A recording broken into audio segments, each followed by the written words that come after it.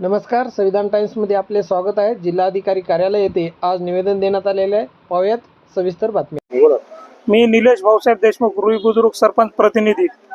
मागच्या 3 वर्षामध्ये आमच्या गावामध्ये अवैध दारू विक्रीचा हाहाकार माजलेला आहे। त्या हाहाकारातून गावातील लहान लहान मुले, तरुण वर्ग, म्हातारे माणसं दारू पिऊन अक्षरशः गावामध्ये रस्त्या नाल्यामध्ये लोळत आहेत।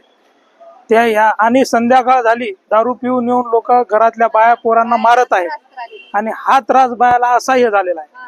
हे असह्य त्रास झाल्यामुळे ह्या सर्व महिला एकत्र येऊन ग्रामपंचायतला येऊन माझ्या विनंती केली की बा असा त्रास आहे, याबद्दल गावातली अवैध दारू बंद झाली पाहिजे। त्यासाठी आम्ही मागच्या 2 वर्षापासून प्रयत्न करत आहोत।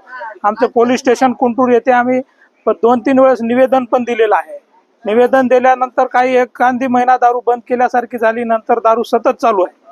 ती दारू आज तागायत चालू आहे आणि काही लोकांचा पोलीस स्टेशन मध्ये वरदहस्त आहे असं म्हणता येते, कारण सतत आम्ही पोलीस स्टेशनला कळवून सुद्धा ही दारू बंद होत नाही। आणि आजकाल तर इतका महिलांना त्रास झालेला आहे, संध्याकाळी रोज 7 ते 8 महिलांना मारहाण होत आहे आणि दररोज आम्हाला 1-2 महिलाला मारहाणीसाठी दवाखान्यामध्ये घेऊन जावं लागत आहे। आणि याच्यामध्ये आर्थिक पिळवणूक आहे, मानसिक पिळवणूक आहे, शारीरिक पिळवणूक आहे। या त्रासापासून कलेक्टर साहेबांनी आमच्या गावाला वाचवलं पाहिजे।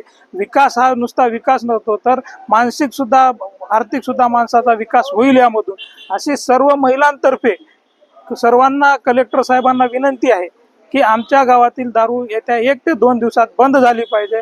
अन्यथा ह्याच महिला उद्या 7 ते 8 दिवसानंतर याच कलेक्टर ऑफिसर आत्मदहन किंवा आमरण उपोषण करतील आणि याची सर्वस्वी जिम्मेदारी जिल्हाधिकारी साहेब यांची राहील। त्यांनी याची दक्षता बाळगून लवकरात लवकर याच्यावर निर्णय घेऊन गावातील दारू बंद केली पाहिजे, अशी माझी सरकारला आणि विशेषतः जिल्हाधिकारी साहेब जे आमच्या नांदेड जिल्ह्याचे राजे आहेत त्यांना विनंती, हात जोडून विनंती आहे की त्यांनी ही दारू बंद करावी।